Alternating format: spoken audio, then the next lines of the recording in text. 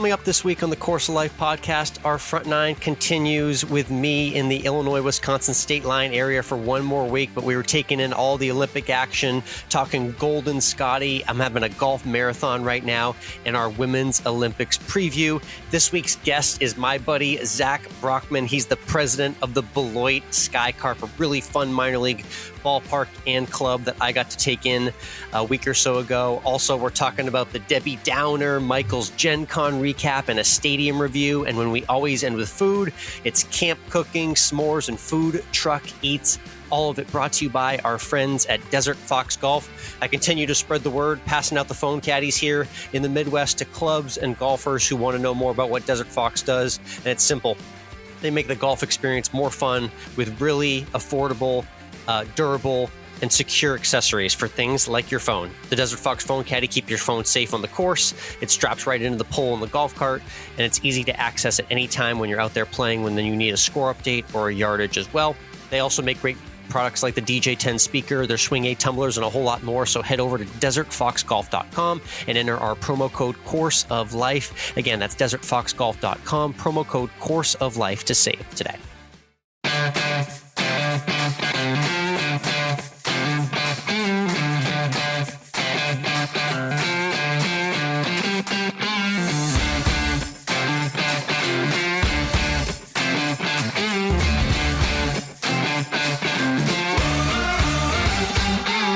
Hello, interwebs, and welcome to Course of Life. We are proud to be presented by our friends at Desert Fox Golf. I'm Michael, he's Alex. And Alex, let's talk Olympic golf at Le Golf National out in the Paris area there. And Scottie fully rehabilitated Scheffler. Yes, well put. Adds to his growing trophy cabinet with a gold medal, coupled by both one of the best back nines we've maybe seen in a long time that he did, and one of the worst back nines we've ever seen from Jon Rahm. Shocking. Who won the live event last week. We thought he might be a guy to contend. I was a little skittish on him, and he looked great. And then, a full Sunday implosion from Rahm, and a 62 from Golden Scottie. Amazing stuff. So Scottie went 29 on the back nine. Jon Rahm just blew a 4-stroke lead. Rory McIlroy looked like he was going to really contend, and then he went up with a double bogey and ended his chances. And Tommy Fleetwood, always a bridesmaid, never a bride. It seems in these big events. Yeah, so he's Mr. Second place. Yeah, he really is. He is. So he finished second, and Hideki got the bronze. But I mean, back to Scottie, it's just the idea of this year he's putting together. I jokingly have kind of a little temporary username we put in our recording every week. And I came in as jail to gold, Mike, because Scottie Scheffler went from a jail cell in Louisville earlier this year at the PGA Championship to the gold medal. And oh, by the way, won a bunch of tournaments and became a father in between all that as well, too. So the tears were coming out from Scottie Scheffler, which is something I don't think we've really ever seen, even from his major championship wins. And you could see what the gratuitousness of this win brought out to him emotionally. It just was all kind of collapsing into one moment there at the award ceremony.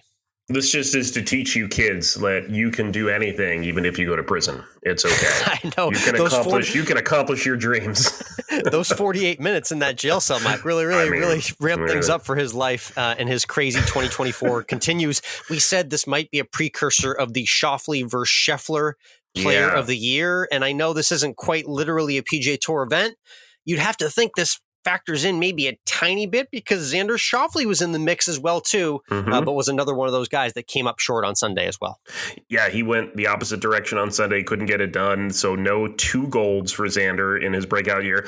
You got to think though, look at this. If the year were to end right now, and if we were to, I don't think you can take out the Olympic performance when you look at Player of the Year. Scottie is clearly now to me the Player of the Year. The only way this could change is if Xander wins the FedEx Cup. Straight up. Straight up. That's the only way. So now what we're hoping for is at the Tour Championship to have a Scottie Xander Sunday with the two of them playing in the final round together. And we'll see if that happens. The way it usually goes, Rory is going to be the one to be winning it because that's the only event he seems to be able to win is the year end. You're right. Yeah, he does get into bed nicely with those PGA Tour sponsored, PGA Tour bolstered events. Rory seems to be the guy for those moments. But yeah, again, he was another example of one of those guys who lingered around but couldn't quite contend for a medal. So shout out to Scottie Scheffler continuing the dream 2024 with an emotional gold, and he even had Meredith and his son Bennett there in Paris. So a great family moment for the Longhorn. Real quick, PGA Tour will come back stateside now for the Wyndham Championship, the last event before the FedEx Cup playoffs start the week after. I got to feel like Billy Horschel wants to show that T2 fluke wasn't a fluke at the Open just a couple weeks ago.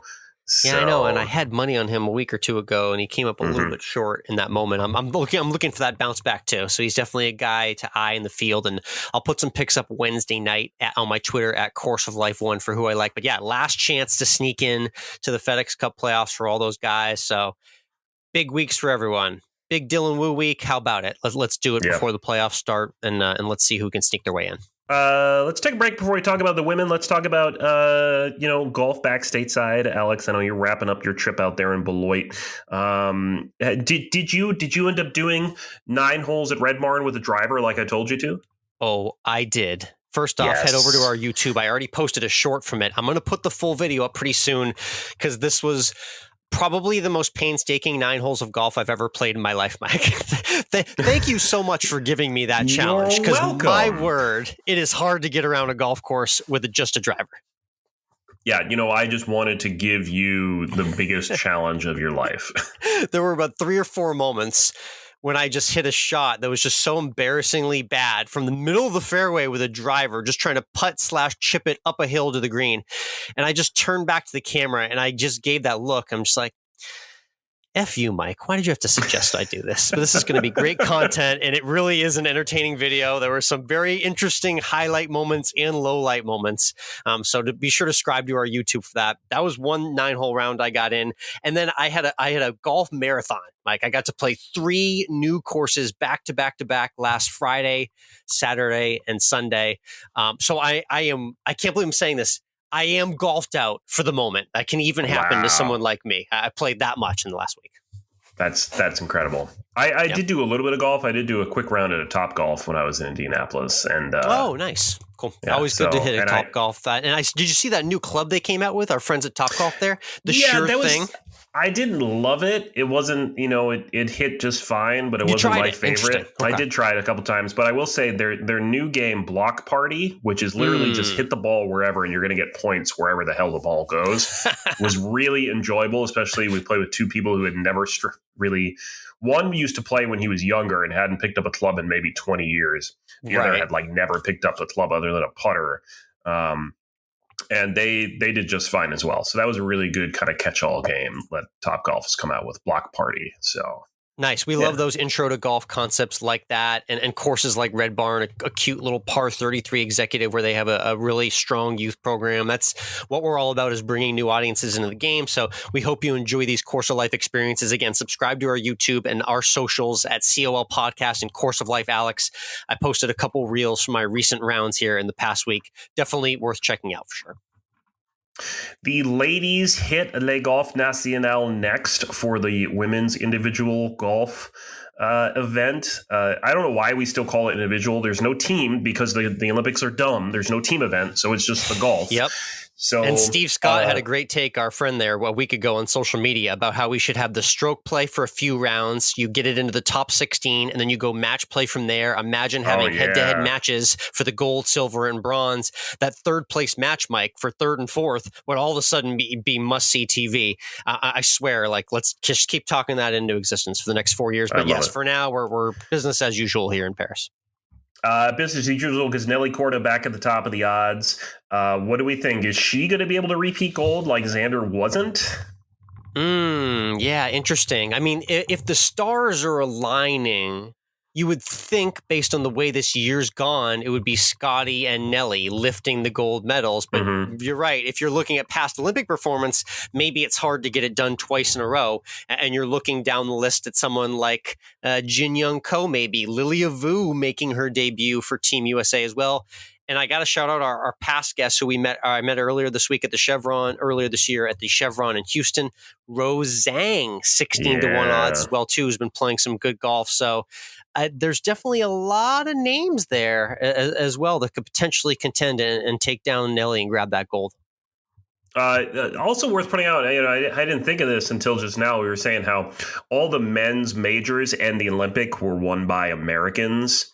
Now, that's not the case, I know, on the women's side, but it'd still be nice to see an American take the gold, whether it's Nelly or Rose Zhang or Lilia Vu, whoever it is. We're obviously rooting for Team USA in this. So.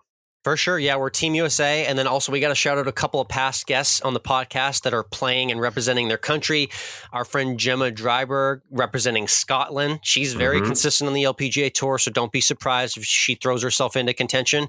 And then, Mike, remember, you and I got to meet Anna Beloit at the PGA show in January. Yeah. And we interviewed her. She's representing Slovenia and very proud to do that. She kind of talked about that when we spoke in January about what an opportunity that could be. And she did qualify. So shout out to Anna. Looking forward to seeing her compete and hopefully throw herself in the mix as well. All right. This last week, Alex, as we talked about, I was in Indianapolis for the biggest 4 days in gaming. Yeah, that's Gen right. Con. Gen Con. Over 70,000 attendees to be sold out 4-day event. Let's span the entirety of the Indianapolis, the Indiana Convention Center in downtown Indy, the entire floor and some of the suites of Lucas Oil Stadium that's across the street. Nice. And almost every surrounding hotel had some You being a notable room. fan of people and crowds, you love that, right? It was very people-y.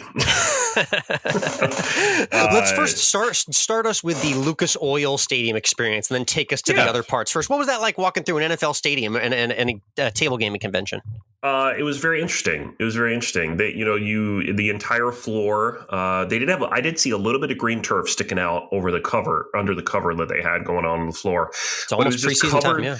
Covered in tables they had in the back, taking up most of a third of the floor, maybe a little less than a third of the floor was a library of games that you could go in and check out a game and just play. Almost every game, any game that a distributor decided to give, they gave. And then they have a lot of tournaments going on the floor. We played a game called Scythe on the floor on Saturday night. This is one of the higher, pretty in kind of top 10 lists for just a really good strategy game, and it was a lot of fun. Had a good wit to it. There was one card that told me I could do something where I would get awkward milking lessons if I did something. Wow. So it was a really interesting game, really, really a lot of fun. Something I didn't expect to enjoy as much as I did. So Lucas Oil was pretty interesting to be in there. And we were at the PGA show, and you remember there were at times of the PGA show where it was difficult to walk. Yes. Do you remember that? It was difficult to get places. Mm-hmm. Take that difficult to get places at times, make it 10 times more crowded in those 10x. times, and then make that happen throughout the floor of the convention center. Because at least at the PGA show, you and I could just run to a corner where no one was. Yes. There were no corners available. You couldn't do that here. A lot of different vendors all over the place selling board games, card games, party games, RPG games and books, T-shirts, dice galore, jewelry, art, carrying bags, tables that you could get. You can get some. There's a company called Wormwood that makes really expensive and really nice gaming tables. Very bougie. You could get a gaming table with a TV as the tabletop. Oh, so no. Those RPG guys that like to create their own dungeon maps could do that on a computer and then put it down on there. So we did 4 straight days. It's pretty much like 8 a.m. starts to 9 or 10 p.m. finishes, except for Sunday when we did a really short day. Yep. And we played a lot of different games. We did a play test as well for a game that's going to be hitting Kickstarter next month called Starfarer. It was a real lot of fun. What do you want to know, Alex? What do you want to know? Yeah, that was cool. We went way over our budget on games too. I'll say that. That's what I was curious is what you actually came home with. What did the haul include? Give me the haul highlights. So we bought like 5 games for ourselves. We bought several games as gifts. Oh, isn't that nice? We bought some other gifts. We bought some jewelry for somebody. We bought we bought some art that we got from Catan. It's no longer called Settlers of Catan. It's now just called Catan. Oh wow, no more Settlers. Breaking news. Yeah.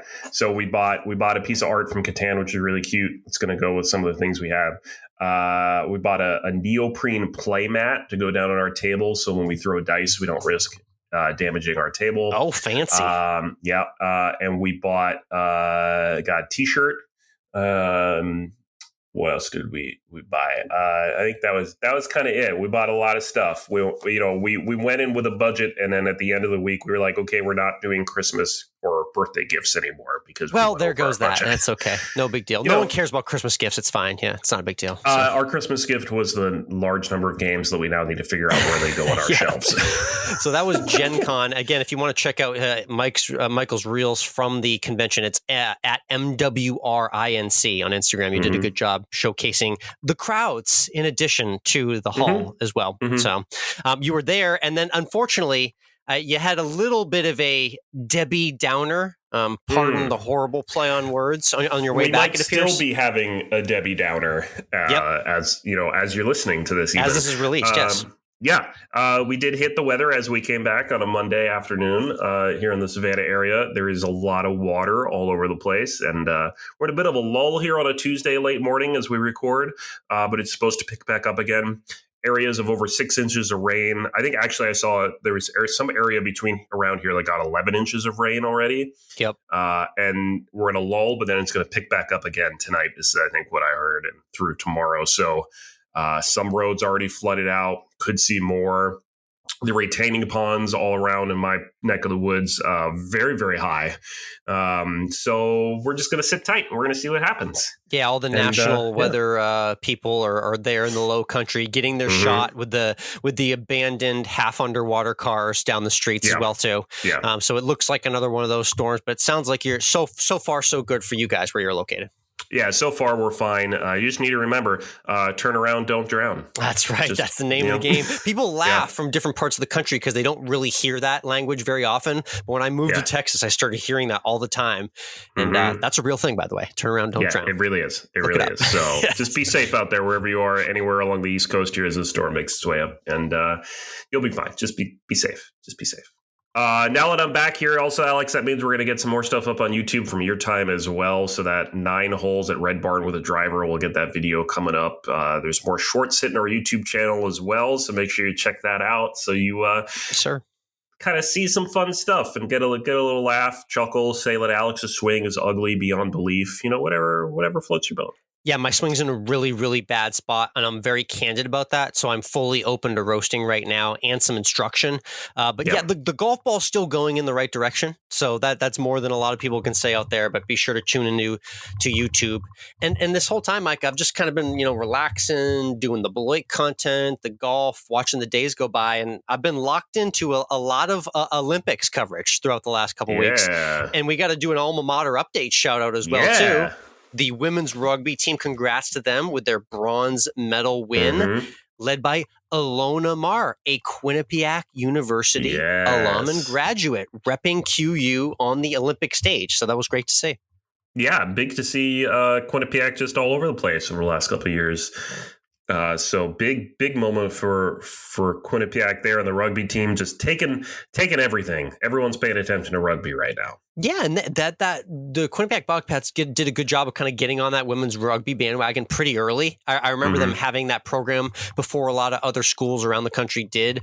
So shout out to our former university for getting on that and building a great winner in Ilona. And then the other crazy story from the Olympics, Mike, is Kristen Faulkner, this cyclist who basically took up cycling on a whim about 6 or 7 years ago by literally going to a beginner cycling class in Central Park as she worked a full-time job in New York City. Lo and behold, 7 years later, she became such the cyclist that she qualified for the Olympics and took home a gold medal in an Olympic bike race, showcasing that really Olympic dreams don't have to end or die at a certain age. So shout out to Kristen for doing the unthinkable and going from can't even ride a bike to 7 years later winning Olympic gold. That was crazy to see. Can we also shout out Yusuf Daikik from Turkey in his super chill, not wearing any real technology going on, just a hand in his pocket. Yes. And winning the sharpshooting. That was really cool seeing that shooting with him. And I also just need to shout out the men's 100-meter final and that photo finish. And Noah Lyles winning gold. So close in that photo finish. Indeed, yeah. Incredible. It was like less than half a second separating first and last, or less than a quarter of a second or something.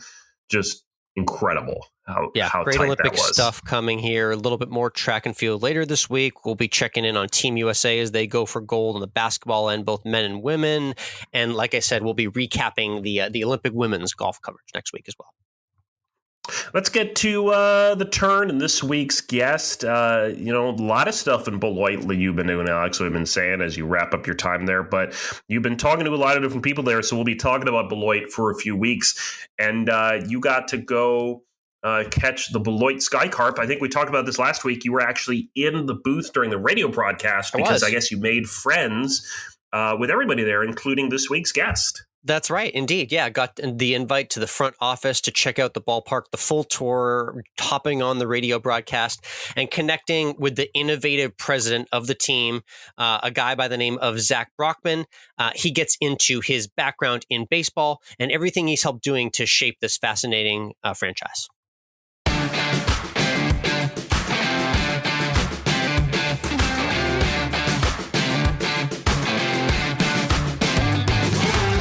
All right, next up, we're in Beloit, Wisconsin here. And at the plate, we've got the president of the Beloit Sky Carp, Zach Brockman, joining us here on the Course of Life. Zach, how you doing today? I'm doing fantastic. Thank you so much for inviting me. This is going to be fun. Yeah, absolutely. I'm glad having you on the show. I'd seen a little bit of you before and some really cool content, which we'll touch on in a bit. But just for some context in our audience and the baseball fans out there, explain kind of the Beloit Sky Carp as an organization, their history, and how they fit into the Miami Marlins organization as well. Sure. So professional baseball in Beloit has been here since 1982.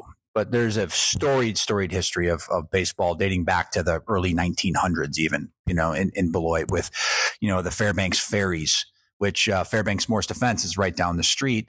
And back in those days, they had club teams, that would play professional teams at times. And the Ferries actually beat the Packers in their football team way back my family, when. The Bears fans, would love to hear that. Well, I'm a Bears fan too. Didn't know that about you. Okay, we're already learning more. But storied history here, in Beloit with baseball. But dating back a few years ago when, everything really changed for Major League Baseball. They took over minor league baseball. Yep. And there was a lot of new standards put in place. So Beloit was really on the chopping block of losing a franchise if they didn't build a new stadium. And Quint Studer, our owner, stepped in and kind of partnered up with the nonprofit organization that used to run the old Snappers, with a lot of local folks here that were trying to build the stadium too. So Quint teamed up with them and got Diane Hendricks, involved, founder, we touched on Diane with our team at Visit Beloit, being the ABC Supply sponsor that we see on the stadium here. Right, exactly. They were hugely, influential in getting this place built, along with a lot of other key stakeholders too. It wasn't just those two, cool. But they were able to get this done, and now we have this beautiful new facility. And the way we fit in with the Marlins is we're the High A affiliate. So back when the change happened with Major League Baseball, they went from 160, affiliates coast to coast to 120. Okay. So 40, different markets lost professional baseball, affiliated baseball, and they reduced the size of their minor league systems. So there used to be 6 affiliates. Now there is only 4 for each team. So we are the second rung up. So there's low A, which is in Jupiter. There's Beloit, there's us, for high A. From high A, they go to Pensacola, which is the double A franchise, the Blue Wahoos. And then from there, they go to Jacksonville, which is right under Miami. So cool. That's where we're at. The cool thing, too, is, our double A affiliate is also owned by the same ownership group. So Studer Family of Companies not only owns the Beloit Sky Carp, but also owns the Blue Wahoos. So when players come to see us, they get the exact same experience when they go to the Blue Wahoos, and we really try and take care of people. Well said, and thank you for giving us the ladder so people understand the climb that these players make. And people always wonder, are there people that I'm going to see out on the field, the Sky Carp, that could be major leaguers one day? And I took a quick look through, and there's quite the list of alumni that have played in the Beloit market specifically and what they're doing in the major league level today as well. Yeah. It's really cool to see that kind of impact. And it's really cool to see those players before they get to the big leagues. They're trying to fight their way up to get to that point. But we've had quite a few prospects come through, and we got a couple guys this year that are really, really high on the totem pole in terms of, the strength of the Marlins system. Two guys that I'm specifically talking about just played in the Futures game. Thomas White and Noble Meyer. That's always a great place to kind of log names for future talent. Being like, keep my eye on that guy for the future. Yeah. Both of these kids are 19 years old. Wow. Really young. Yeah. But Thomas White is a big, tall lefty, and Noble Meyer is the same thing, right-handed. Both have fastballs in the upper 90s, and they're pretty good. And they haven't even turned 20 yet. Wow. I know. It's crazy, but I would watch out for those names. I would think within the next couple of years, you're going to see those names in Miami. Nice. Well, one thing that I always appreciate about the minor league baseball environment and the really best organizations in minor league baseball is they go above and beyond to not only make the product on field great, but everything that surrounds the game experience too. Talk a little bit about like what the Sky Carp's doing day in and day out, and the meetings that you guys are in to try and make each baseball game day, a unique experience.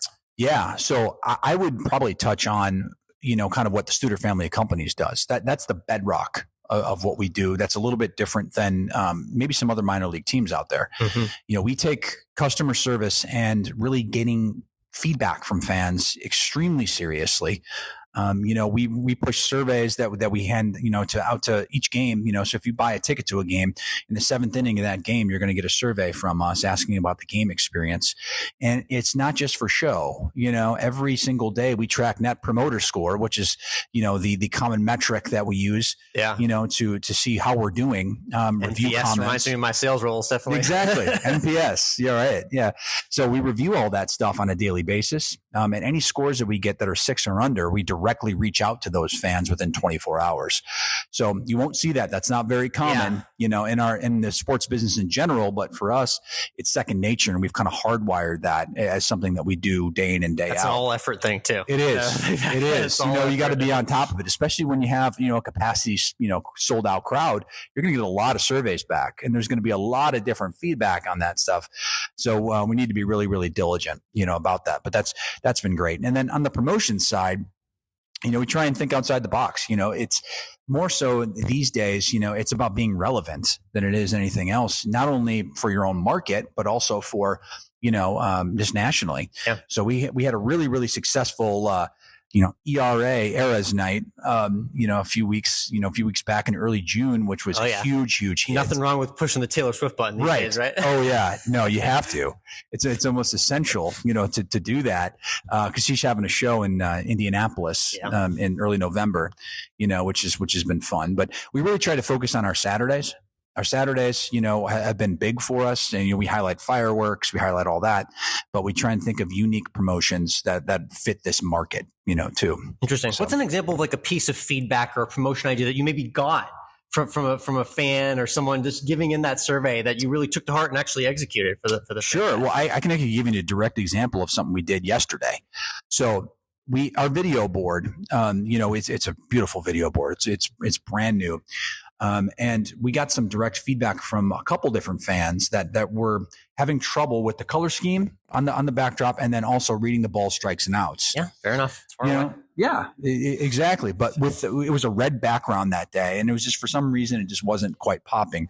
So our production manager took that to heart and actually changed it from the dots, because usually ball strikes out and there's dots next to them, and he actually made them numbers, so they're way easier to read now. And we got that directly from fan feedback. That's a little thing, but it counts. Yes. It all counts as part of the experience. Every little bit that you can change, and do that. It's good. We also survey all of our employees too. We just finished a big extensive engagement survey, with them to figure out what they want to see more. And some of the feedback is just awesome. I mean, even the little things you can give, some of our people wins on. You get flashlights. Flashlights is another one. Yeah. For fireworks nights, our ushers asked us like, well, hey, it gets kind of dark. Is it possible to get flashlights for when the fireworks go out and things like that? And we did that too. And that's helped immensely as well. So it's like just little things like that probably go farther than anything else. It all counts towards the experience. I wanted to highlight a few of the interesting promotions that I'd seen come through recently here, and they're going all season. So you can check the SkyCarp schedule if you're nearby and want to check out a game. But I'm staying right down the road, and I could hear the fireworks show last night. You guys didn't skimp on it either. I've seen some small fireworks shows. That definitely isn't one that you do here. No, we have an unbelievable fireworks and I could tell 3 miles away that you did. So. Yeah, no, we take it very, very seriously. I honestly think, and I've been in sports for 19 years. Yeah. So I've seen a lot of fireworks shows. Yep. Oh yeah. A lot of fireworks shows these days are getting shorter and getting less intense, because of the cost of fireworks and things like that. But we don't skimp on that stuff. We want to make sure that our shows are top notch.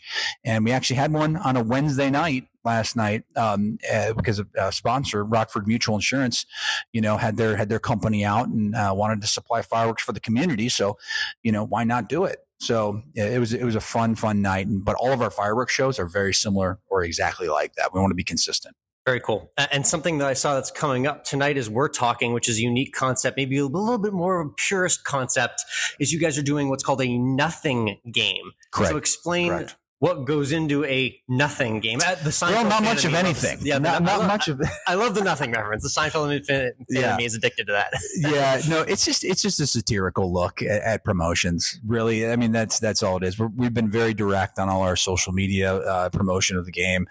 Our music is going to be very basic. Our video board content is going to be very basic, and we're going for the baseball purist here.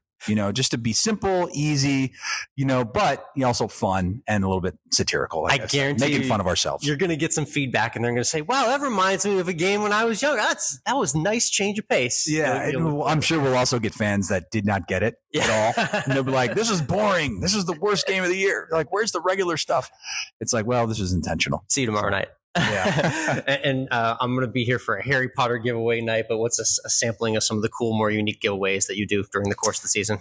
Yeah. So tomorrow we have Harry Potter night, this is awesome because this is the first year we've actually been able to use the Harry Potter logos, monikers, all that. Oh, kind of stuff. Yeah. I know there's a lot with trademark and copyright infringement type stuff. To work around with that. So this is the first year we've actually been able to do that. Major League Baseball, had signed a partnership with the Harry Potter brand, so we were able to do it, which is great. In previous years, we've always had to do like a Wizards night or things like that. Right. Yeah. But I would say our biggest hit, giveaways are really two things. One is bobbleheads. So some markets it works great, others it doesn't. We are a bobblehead market, so we actually have two bobbleheads this year. One actually got lost overseas, so we were supposed to have it earlier in the year. Now we're going to have it this homestand. Real life business problems here, right? Exactly. Supply chain. But yeah, so that's a Poopsie bobblehead. Poopsie's our mascot. Yeah, cool. Which is cool. But then we also have a Paletas, which is our Copa de la Diversión moniker. We have a Paletas bobblehead, which is going to be the end of August, which we just recently got. They were in the same shipment. Yeah. So those two are great. But then outside of that, it's sitting right here on the table, which is our Hawaiian T-shirt or Hawaiian shirt giveaway. Those are always wildly successful. We have people lining up for those. We're quite far from the beach, when it comes to where Beloit, Wisconsin. But, except for Pearl Lake, right here. Right. Pearl Lake's awesome. Pearl Lake's awesome. But yeah, it's a little bit different than the actual beach. But I think people in this market are living vicariously, through that thought of I'm going to take the beachiest photo with that shirt. It's going to blow your brains off. Right. You're going to be on Pearl Lake and it's like, hey, this is right down the road. Find your beach, right? That's the right. Right. Exactly. Love it. Zach, I wanted to touch real quick on your background because I know you'd spent basically your life in baseball playing and then through the management level as well too. And you've always done a lot of volunteer and community work. How does that currently play into your role now and kind of what you're doing as the head of the SkyCarp for the community here? Yeah. So, our mission is to improve the quality of life of people in this community. And that can be done a number of different ways. That can be, hosting baseball games. It could be having free movie nights, here at the park. We do a big Halloween, event with Poopsie's Halloween party where Nice. it's free for folks to come. So we do a lot of that stuff, but we also give back to the community in other ways. We do fundraisers, with a lot of, nonprofits. This Saturday we have a big crowd, coming out for Make-A-Wish night, where we work with Make-A-Wish Wisconsin. Nice. And we get a bunch of their kids to come out. We sign 1-day contracts with them. They get to run the bases, take BP with the team. It's a really cool, cool promotion. And outside of that too, we volunteer time. We work, directly with Meals on Wheels. Here, our staff, delivers, meals in the off weeks, to local folks. And we also look for any other, community-based organization that is willing to work with us. Right now we work with over 200 nonprofits here locally in one way or another through donations, whether that be cash or in kind or donating time. Okay. So that's how we build community, buy-in for this. And people got to know that we're here and we're here to stay.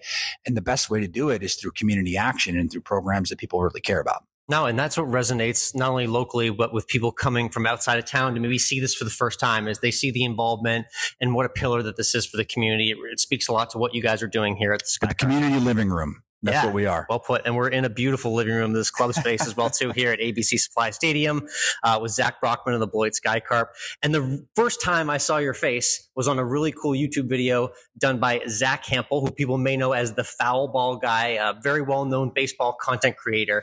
Just give me a little bit of background how that specifically came about and how he got to visit the Sky Carp here. Yeah. So I can't remember where I first saw Zach Campbell, but it was on some sort of a sports documentary segment. Right. Yeah. I want to say it was like Real Sports with Brian Gumbel or something He's done along a few those of those, lines. like a 60-minute special. Yeah, too, something like that. It might have been 60 minutes too.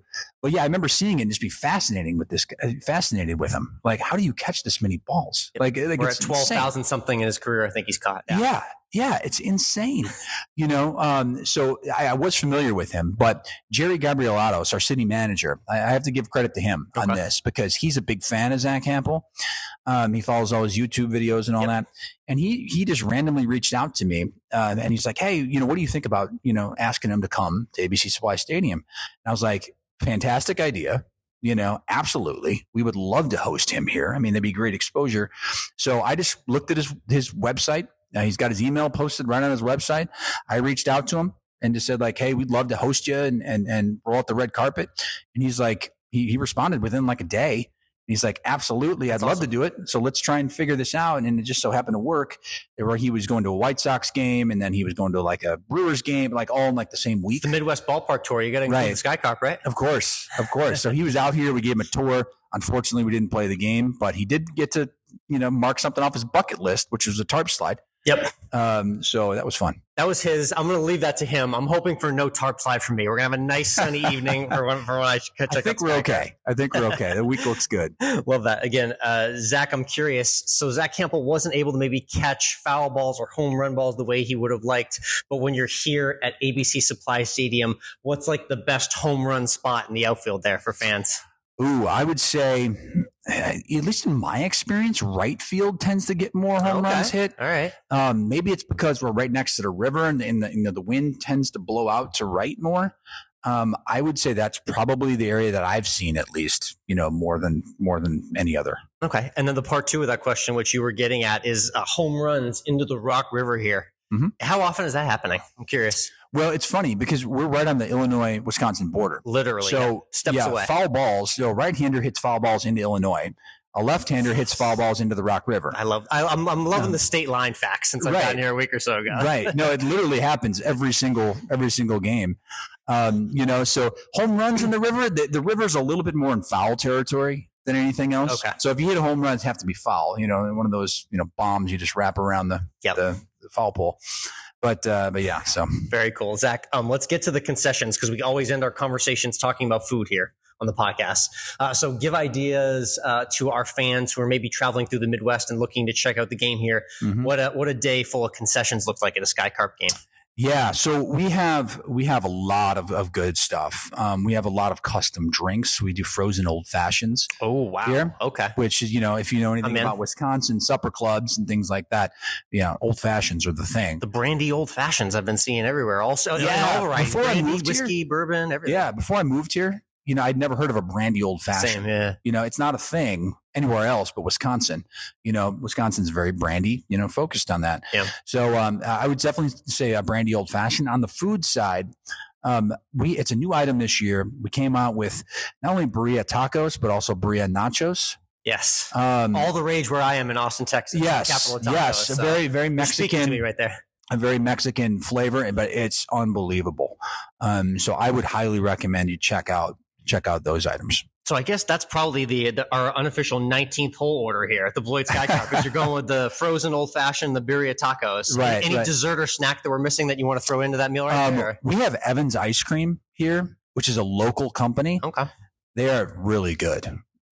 So if you're trying to get some ice cream, man, I would go to Evans. They're right down the first baseline. Fantastic option. Love it. Zach, thank you so much for hopping on the Course of Life. Really appreciate the perspective on the Sky Carp and everything you're doing here with the organization. And I'm excited to catch a game here myself. Yeah, absolutely, man.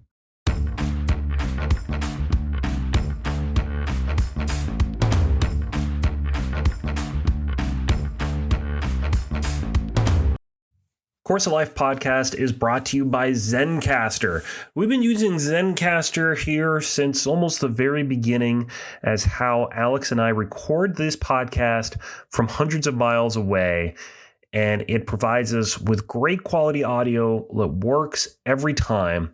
And it's something that makes Course of Life what it is and has kept us being able to make consistent episodes every week. And now it's super easy to record a podcast with Zencastr. You log in using your browser and start recording a high quality podcast right away. You record studio quality sound and up to 4K video with your guests. You feel a sense of zen knowing Zencastr's multi-layered backups ensure you always have your recordings in the highest quality, even if the connection is unstable. And have you ever wondered what you actually sound like? Zencastr's post-production process makes you sound buttery smooth. It automatically removes those ums and ahs in your recording. It removes those awkward pauses in conversation too. Set the right podcast loudness and levels while reducing background noise with the click of a button. Head on over to zencastr.com/pricing and use our promo code COURSEOFLIFE to get 30% off your first month of any Zencastr paid plan. We want you to have the same easy experiences we do for all of your podcasting and content needs. Again, that's zencastr.com/pricing and our promo code COURSEOFLIFE. Zencastr, it's time to share your story.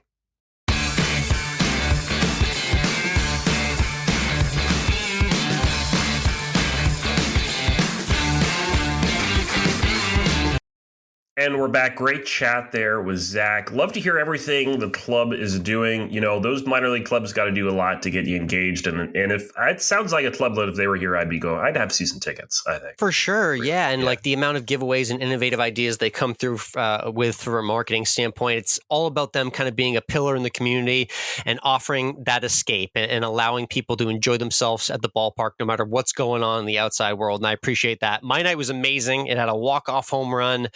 I even got a real badass Hogwarts Harry Potter themed Beloit Sky Carp t-shirt. Like you said, they got the licensing and font from Harry Potter and everything like that. So just one awesome example of what community pillars like the Sky Carp are doing in a community here like Beloit, and a great time had at the Beloit Sky Carp for anyone who's in the upper Midwest looking to catch a baseball game. Definitely add them to your list. If you like everything we're doing here on the podcast, like that interview with Zach, Alex's trip to Beloit, anything and everything, or even if you don't like what we're doing, but you want to keep up with us so you can insult us, sure, you can follow us on Instagram, COL Podcast. He's Course of Life Alex. I'm MWRINC. We're on Threads at those same handles. Alex is on X, formerly known as Twitter, Course of Life 1. Of course, we're on YouTube. We talk about it every week, so make sure you follow us there as well. And wherever you're catching us and listening to us, make sure you hit that like button, leave us a rating, a review, and hit subscribe so you never miss an episode, and you'll never be want or need of good content in your feed. Yeah, you always need our voices once a week. I mean, we're so melodic and so therapeutic for everybody. So we strive to be that. And thank you for listening. And yeah, speaking of baseball, before we talk food, I did get another stadium crossed off my list too, in addition to the Sky Carp game. Went up to American Family Stadium in Milwaukee, Mike, for a Brewers game. You ever been to that stadium? That's not on your list, is it? I have only been to maybe 3 stadiums in my life, maybe 4. And this is my thing, too, is my baseball stadium count in Major League Baseball was a little too low for the amount of sports fandom that I am. So I'm looking to check off some new ones, and I got Milwaukee checked off. What a beautiful structure and building that is. I mean, talk about a modernized stadium, just massive concourses, no lines for anything, no wait for anything, food and drink options galore. You could walk around the concourse and get low and get awesome different views. Highly suggest that visit too. If you're up here in Illinois, Wisconsin, or really just anywhere in the upper Midwest, check out a Brewers game. Very easy, cheap ticket, Mike. $14 ticket, $15 parking. You're in and out for $30. With the door. That's hilarious because the Brew Crew are tops in the NL Central right now. And they were playing the Braves, another great team as well too. So that's just an example. It's like you pay 3-4 times as much at Wrigley Field. Yes, you get the charm of Wrigleyville and the experience of going to Chicago and going to historic Wrigley Field, but you get an old dilapidated stadium and you pay 3 times as much for the same seat. Yeah. Did the train? They have the train at the Brewers game, right? The cool thing that I didn't see is when they hit the home run, the Brewers mascot, he does like the slide down. Oh, that's what it is. The Brewers didn't hit a home run the entire game. All the home runs were hit by the Braves. But the one that you do know, Mike, is the world famous sausage race in the 6th inning around the infield. That was a joy. I'll repost that again just so you can see that. But spoilers, hot dog won in a blowout. I mean, the brat should be ashamed, Michael. You would be ashamed if you saw this bratwurst performance in the state of Wisconsin, because hot dog won in an absolute blowout in that race. I mean, no offense, but if I had to choose between a brat and a hot dog, I'm choosing a hot dog. With that, let's always end with food, and I'll let you lead the floor because I want to hear about your food experience at oh my God, so many food trucks. So Gen Con does what they call it a block party, and they shut down the street that is next to the convention center and Lucas Oil Stadium. And it's just nothing but food trucks as far as the eye can see. It's, I think, over 30 food trucks. They had burgers. They had a lot of lobster roll trucks. They had sandwiches, tacos, Korean barbecue, Venezuelan. They had arepas. I think I'm saying that wrong. Yeah. Arepas. They had a lot of stuff, pizza, noodles, whatever there was. And so I had a lot of food truck food over the course of the week. So I had some Korean fried chicken to start the week. That was pretty good. And then we had some. I had a brisket sandwich, a chopped brisket sandwich. Shout out Texas barbecue. A little dry, but it was okay. It was all right for a food truck that was churning out food really fast. It was just fine. And then let's see, what did I have the internet? I had mac and cheese, buffalo mac and cheese. That was pretty good. That's an order. Nice job. And finished with another Korean fried chicken noodle and rice bowl from a truck called Cupzilla, I think it was. Nice. That was really good. That was, if I had gone there early in the week, I probably would have gone back. There were people that were doing that food truck like 2-3 times over the course of the week. Yeah, the Korean food fried chicken flavor is very underrated. I've just started to get into it in recent years as well. Yeah. I think also we might have spent as much money on food at food trucks as we spent on games. Because, isn't that funny how that works? Yeah. Top dollar for those food trucks. Captive audience. Nice. Yeah. Good recap indeed. Like I mentioned in recent episodes, doing a lot of griddle cooking out here, the Camp Lake life in the trailer here in Northern Illinois. So that's been fun. But the conversation I want to get to is around the campfire favorite of the s'mores, Michael. Yes. So we're going to construct your dream s'mores, and I'm going to start with the actual cracker itself. Do you have a flavor preference on graham cracker or cookie or cracker preference when you're doing s'mores?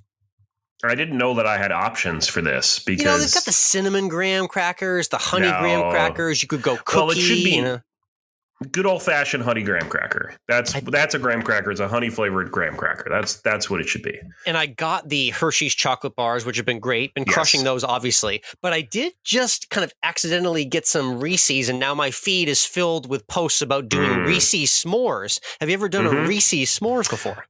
I haven't. I think it would be great. The only problem, you need it to kind of melt a little bit, I think, so you're not, biting down too hard. That's a problem with even the chocolate in general, is that your marshmallow is soft, but everything else is hard. So it's going to go slipping and sliding all over the place. So if you can melt that chocolate a little bit, that would probably help. I also have to say, this is the only time I want a Hershey chocolate bar is on a s'more. Otherwise, I never want a Hershey chocolate bar. Interesting. I'll occasionally get it sometime just to enjoy as a late night snack. But yeah, it does hit extra hard with s'mores. And then the thing that blew my mind, Mike, is we're definitely in 2024 because they now just make like flattened out marshmallows that are just for s'mores. Boo. I know. That's come on, man. I saw it and I'm horrible. I was like, man, like I understand why they're doing that, but it just doesn't feel right. I don't know. No. So I'm conflicted on the flattened out s'mores. I'm not. No, you need to be able to put the marshmallow in there and squeeze the whole thing down. That's the fun of a s'more, right? There is something about that squeeze that is special. Kids these days will never understand. They'll never understand. When we were young. That's a wrap to this week's Back in the day. Always End with Food and Course of Life podcast. We thank you for listening, and we'll see you next week.